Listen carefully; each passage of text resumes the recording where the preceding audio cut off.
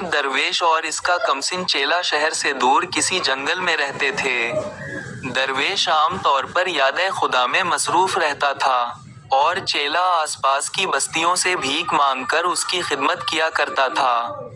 درویش کا دل انسانیت کے درد سے لبریز تھا اور وہ صبح شام انتہائی سوز و گداز کے ساتھ یہ دعا کیا کرتا تھا: اے میرے خدا، میں ایک بے بس اور بے وسیلہ انسان ہوں اور تیرے بندوں کی کوئی خدمت نہیں کر سکتا، لیکن اگر تو مجھے بادشاہ بنا دے تو میری زندگی کا ہر سانس بھوکے اور ننگے انسانوں کی خدمت کے لیے وقف ہوگا۔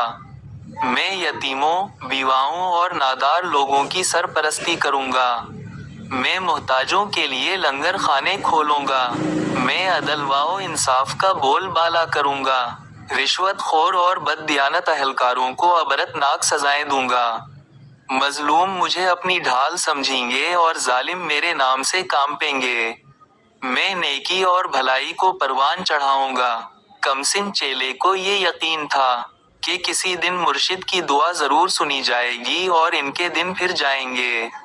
لیکن وقت گزرتا گیا، چیلا جوان ہو گیا اور نیک دل درویش میں بڑھاپے کے آثار ظاہر ہونے لگے۔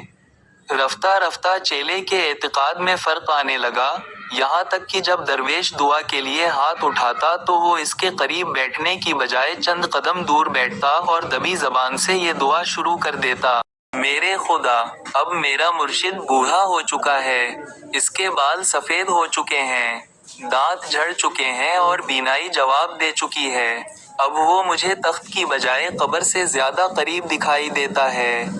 اگر تجھے ایک نیک دل آدمی کا بادشاہ بننا پسند نہیں تو مجھے بادشاہ بنا دے۔ میں یہ عہد کرتا ہوں کہ میرا ہر کام اپنے مرشد کی خواہشات کے الٹ ہوگا۔ میں صدقے دل سے عہد کرتا ہوں کہ میں ناداروں کو زیادہ نادار اور بے بسوں کو زیادہ بے بس اور مظلوموں کو زیادہ مظلوم بنانے کی کوشش کروں گا۔ میں چوروں اور ڈاکوؤں کی سرپرستی کروں گا۔ میں شرفاء کو ذلیل کروں گا اور ذلیلوں کو عزت کی کرسیوں پر بیٹھاؤں گا۔ میں راشی اور بددیانت اہلکاروں کی سرپرستی کروں گا۔ ابتدا میں یہ ہوشیار چیلا چھپ چھپ کر دعائیں کیا کرتا تھا، لیکن آہستہ آہستہ اس کا حوصلہ بڑھتا گیا اور کچھ مدت بعد اس کی حالت یہ تھی کہ جب مرشد دعا کے لیے ہاتھ اٹھاتا تو وہ بھی اس کے قریب بیٹھ کر بلند آواز میں اپنی دعا دہرانی شروع کر دیتا۔ درویش اپنی آنکھوں میں آنسو بھر کر یہ کہتا کہ اگر میں بادشاہ بن جاؤں تو عدل و انصاف، نیکی اور سچائی کا بول بالا کروں گا، اور چیلا قہقہ لگا کر یہ کہتا کہ اگر میں بادشاہ بن جاؤں تو ظلم اور بدی کا جھنڈا بلند کروں گا۔ درویش کہتا کہ میرے خزانے سے معذور اور نادار لوگوں کو وظائف ملیں گے، اور چیلا یہ کہتا کہ میں ان پر سخت جرمانے عائد کروں گا۔ درویش اسے ڈانٹ ڈپٹ کرتا اور بسا اوقات ڈنڈا اٹھا کر پیٹنا شروع کر دیتا، لیکن چیلا اپنی روایتی نیاز مندی کے باوجود اپنے موقف پر ڈٹا رہا۔ پھر وہی ہوا جو پرانے وقتوں میں ہوا کرتا تھا، یعنی ملک کا بادشاہ چل بسا اور تخت کے کئی دعوے دار ایک دوسرے کے خلاف تلواریں سونٹ کر میدان میں آ گئے۔ دور اندیش وزیر نے راتوں رات تمام دعوے داروں کو جلمہ کر کے یہ تجویز پیش کی کہ اب ملک کو خانہ جنگی سے بچانے کی ایک صورت باقی رہ گئی ہے، اور وہ یہ کہ شہر کے تمام دروازے بند کر دیے جائیں اور علی الصبح باہر سے جو آدمی سب سے پہلے مشرقی دروازے پر دستک دے، اسے بادشاہ تسلیم کر لیا جائے۔ یہ تجویز با اتفاق رائے منظور کر لی گئی۔ پھر یہ ہوا کہ نیک دل درویش کا چیلا بھیک مانگنے کے لیے کسی چھوٹی موٹی بستی کا رخ کرنے کے بجائے ملک کے دارالحکومت کی طرف جا نکلا۔ سورج نکلتے ہی اس نے شہر کے مشرقی دروازے پر دستک دی، پہریداروں نے دروازہ کھول کر اسے سلامی دی اور امراء اسے ایک جلوس کی شکل میں شاہی محل کی طرف لے گئے۔ نئے بادشاہ نے تخت پر رونق افروز ہوتے ہی یہ حکم جاری کیا کہ میری سلطنت میں جتنے بھی درویش، فقیر اور سادھو ہیں، انہیں کسی تاخیر کے بغیر گرفتار کر لیا جائے۔ اس حکم کی تعمیل کی گئی، لیکن خوش قسمتی سے نئے بادشاہ کے مرشد کو کسی طرح یہ پتہ چل گیا کہ اس کے ہوشیار چیلے کی دعا قبول ہو گئی ہے، اور وہ سرحد عبور کر کے کسی دوسرے ملک میں چلا گیا۔ اس کے بعد جو ہوا، وہ کسی تشریح یا تبصرے کا محتاج نہیں۔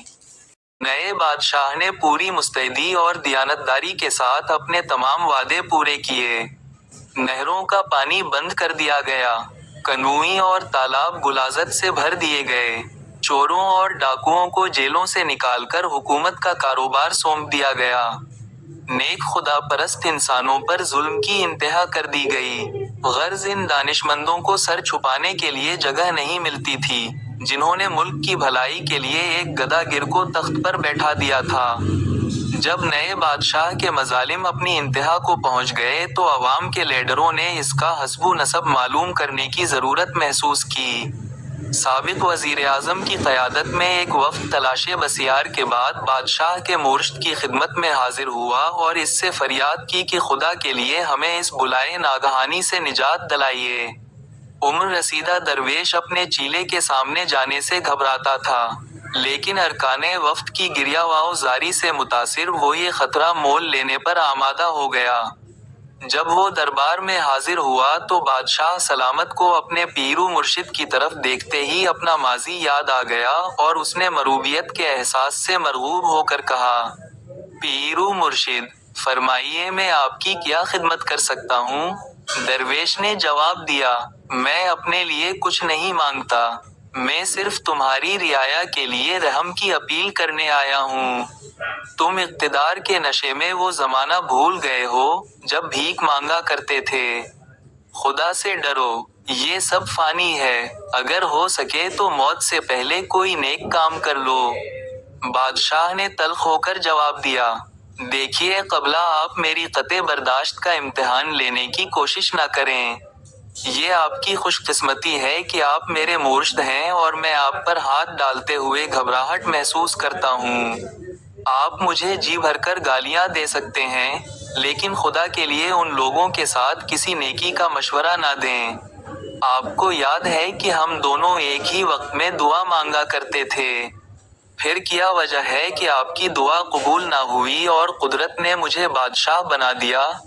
اگر ان لوگوں کے اعمال ٹھیک ہوتے اور قدرت کو ان کی بھلائی مقصود ہوتی تو آپ ان کے بادشاہ بنتے، لیکن یہ بدبخت تھے، انہیں اچھے برے کی تمیز نہ تھی اور قدرت نے ان کی بدعمالیوں کی سزا دینے کے لیے مجھے بادشاہ بنا دیا۔ اب میں مرتے دم تک اپنا پروگرام پورا کرتا رہوں گا۔ اگر قدرت کو ان کی گریہواؤں زاری پر رحم آ جائے اور میری زندگی کے دن پورے ہو جائیں تو اور بات ہے، ورنہ میری طرف سے کوئی کوتاہی نہیں ہوگی۔ نیک دل درویش نے جواب دیا، برخوردار تم بالکل ٹھیک کہتے ہو۔ اگر یہ لوگ قدرت کی طرف سے کسی انعام یا بہتر سلوک کے مستحق ہوتے تو میری عمر بھر کی دعائیں رائگاں نہ جاتیں۔ یہ لوگ جنہوں نے میرے بجائے تمہارے سر پر تاج رکھ دیا ہے، اس قابل نہیں ہے کہ ان پر رحم کیا جائے۔ تم شوق سے اپنا کام جاری رکھو۔ مزید اچھی شعر و شاعری، معلوماتی، معاشرتی، اسلامک، تاریخی، اصلاحی اور طنز و مزاح سے بھرپور کہانیاں سننے کے لیے ہمارے چینل کنول انٹرٹینمنٹ کو سبسکرائب کریں۔ شکریہ۔